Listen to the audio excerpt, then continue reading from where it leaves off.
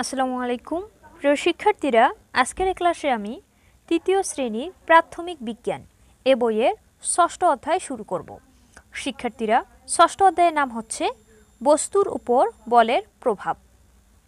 এ অধ্যায়ে আমরা বস্তুর উপর বলের প্রভাব সম্পর্কে জানব।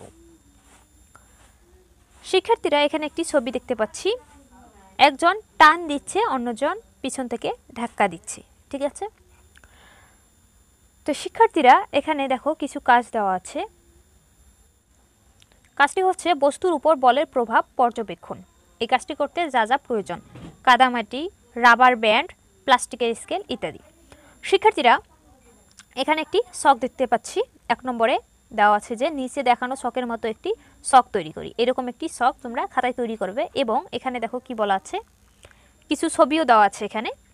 2 নম্বরে বলা হয়েছে বস্তুগুলোর উপর বিভিন্ন ধরনের বল প্রয়োগ করি, এগুলোর আকৃতির কী ধরনের পরিবর্তন হয় তা পর্যবেক্ষণ করি।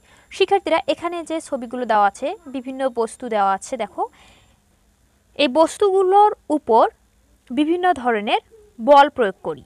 বল প্রয়োগ করলে কী ধরনের পরিবর্তন দেখা যায় সেটা পর্যবেক্ষণ করি। পর্যবেক্ষণগুলো ছকে লিখি। আমরা কি কি পর্যবেক্ষণ করে পেলাম সেই তথ্যগুলো এই ছকে লিখতে হবে। সহপাঠীদের সঙ্গে নিজের মতামত বিনিময় করি। শিক্ষার্থীরা, আমরা এতক্ষণ যেগুলো আলোচনা করলাম সেখান থেকে কি কি বুঝতে পারলাম সেগুলো সহপাঠীদের সঙ্গে মতামত বিনিময় করতে হবে। তো শিক্ষার্থীরা, চলো আমরা কাজটি শুরু করে দেই। প্রথম ছবিতে দেখা যাচ্ছে কাদামাটি, এরপর রাবার ব্যান্ড, তারপর প্লাস্টিকের স্কেল, এরপর কাগজ দিয়ে একটি রকেট বানানো হয়েছে, এরপর দেখা যাচ্ছে এখানে কাঠের পেন্সিল তারা হচ্ছে। এখন আমাদেরকে এই ছবিগুলো পর্যবেক্ষণ করে যে তথ্যগুলো পেলাম সেগুলো এই ঘরে লিখতে হবে। তো শিক্ষার্থীরা, তোমাদের সুবিধার্থে আমি এই ছকটি তৈরি করে রেখেছি। চলো এখন ছকটি তোমরা দেখে নিবে। নিচে দেখানো ছকের মতো একটি ছক তৈরি করি, ঠিক এরকম। এদিকে দেখো বস্তুর নাম দেওয়া আছে, এরপর কি ধরনের বল তুমি প্রয়োগ করেছো, এরপর দেওয়া আছে বল প্রয়োগের পর আকৃতি কেমন হয়েছে। শিক্ষার্থীরা, এখানে বেশ কিছু বস্তুর নাম দেওয়া আছে। কি ধরনের বল প্রয়োগ করেছো সেটা এই ঘরে লিখতে হবে এবং এই যে তুমি বল প্রয়োগ করলে, বল প্রয়োগ করার পর নতুন কি আকৃতি হলো সেটা এই ঘরে লিখতে হবে। তো শিক্ষার্থীরা, আমরা প্রথম ছবিতে দেখেছিলাম একজন লোক কাদামাটি নিয়ে আছে, অর্থাৎ কাদামাটি চাপ দিয়েছে। কাদামাটির উপর কি বল প্রয়োগ করছে বলো তো? কাদামাটির উপর চাপ দিয়েছে। এই কাদামাটির উপর চাপ দেওয়ার ফলে নতুন আকৃতি ধারণ করেছে, সেটা হচ্ছে কাদামাটি চ্যাপ্টা হয়ে গেছে। প্রথমে ছিল যেরকম, সে কাদামাটির উপর বল প্রয়োগ করার ফলে কাদামাটি চ্যাপ্টা হয়েছে। এই চ্যাপ্টা হওয়াটাই হচ্ছে নতুন আকৃতি। এরপরে ছবিতে দেখেছিলাম রাবার ব্যান্ড। রাবার ব্যান্ডের উপর কীরকম বল প্রয়োগ করা হয়েছিল? রাবার ব্যান্ড টান দেওয়া হয়েছিল, তাহলে এখানে বল প্রয়োগ হচ্ছে টান। এই যে টান দিল অর্থাৎ বল প্রয়োগ করলো রাবার ব্যান্ডের উপর, এই বল প্রয়োগ করার পর নতুন একটি আকৃতি ধারণ করেছিল, সেটা হচ্ছে রাবার ব্যান্ডটি লম্বা হয়ে গিয়েছিল, তাই আমরা এখানে লিখেছি লম্বা।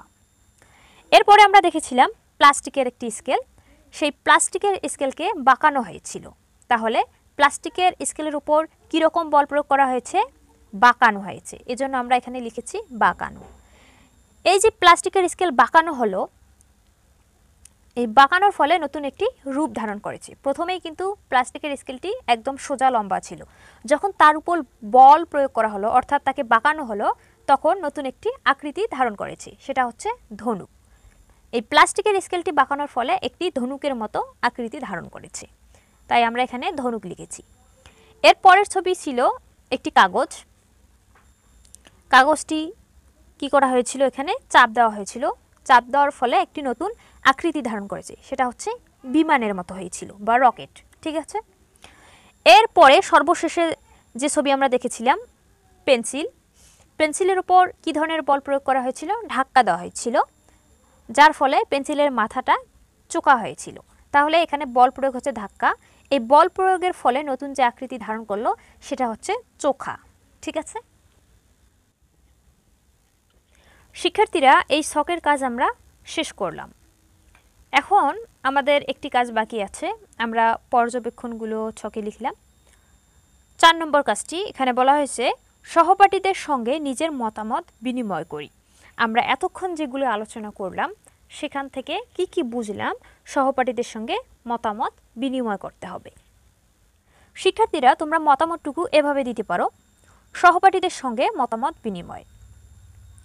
উপরের আলোচনা শেষে সহপাঠীদের সঙ্গে মতামত বিনিময় করে বুঝতে পারলাম বল প্রয়োগের মাধ্যমে বস্তুর আকৃতি পরিবর্তন করা যায়। এভাবে বস্তুর আকৃতি পরিবর্তন করে আমরা অনেক কিছুই তৈরি করতে পারি। শিক্ষার্থীরা, আজকের ক্লাস এখানেই শেষ করছি। পরবর্তী ক্লাসে পরের অংশে কিছু কাজ দেওয়া আছে আলোচনা। বল বস্তুর আকৃতি পরিবর্তন করে এমন কিছু উদাহরণ দৈনন্দিন জীবন থেকে খুঁজে বের করো এবং সহপাঠীদের সঙ্গে নিজের মতামত বিনিময় করো। এই অংশগুলো আমি পরবর্তী ক্লাসে আলোচনা করব। শিক্ষার্থীরা, সেই ক্লাসগুলো যেন তোমাদের মিস না হয় তার জন্য কি করবে? এই জাগরিক ইউটিউব চ্যানেলটি সাবস্ক্রাইব করে রেখে দিবে। তো শিক্ষার্থীরা, আজ এখানেই। ধন্যবাদ সবাইকে।